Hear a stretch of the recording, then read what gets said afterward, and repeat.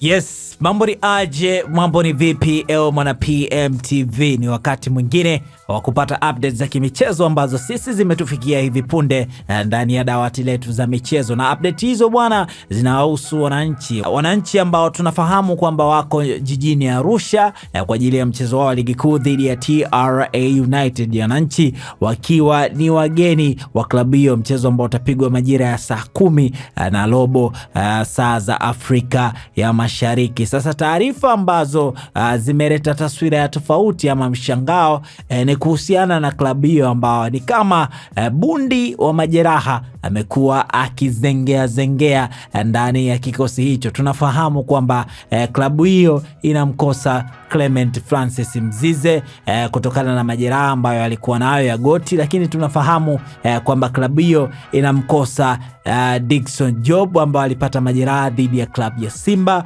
lakini pia kwenye hiyo meza ya watu ambao wana majeraha kuna ongezeko kubwa la wachezaji wanne ambao ni muhimu kwenye kikosi cha klabu ya Young Africans. Sasa beki kisiki wa klabu hiyo Ibrahim Abdullah Baka naye anagusiwa kwamba ameumia nyonga na atakuwa nje kwa wiki 3, hivyo hata kuwepo kwenye mchezo dhidi ya TRA, lakini pia hata kuwepo kwenye mchezo ambao Young Africans zitacheza dhidi ya Mtibwa Sukari. Lakini haijaishia hapo. Young Africans na mshambuliaji wake Laulindo Dilson Depu ambaye amekuwa akifanya vizuri toka jiunge na klabu hiyo haswa kwenye ligi kuu ya Tanzania bara pamoja na michuano ya FA, naye atakuwa nje kwa wiki 2. Shida inayomsumbua yeye ikiwa ni nyama za paja. Lakini Chadrak Isaka Boka Mayday naye atakuwa nje kwa takriban wiki 2. Kinachomsumbua yeye ni enka ya mguu wa kushoto. Lakini tunafahamu Edmund John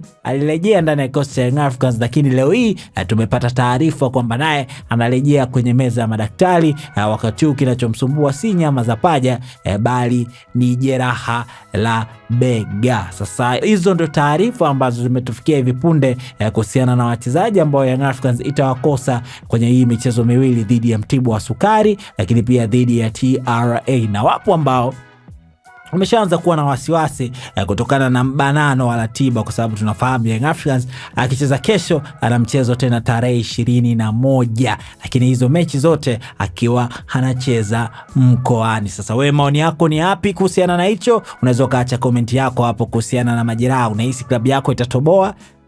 Acha komenti yako hapo chini. Sasa wakati unaacha komenti yako hapo chini, usisahau kwamba PMBet wapo kwa ajili ya kuboresha maisha yako. Na wanaboresha vipi?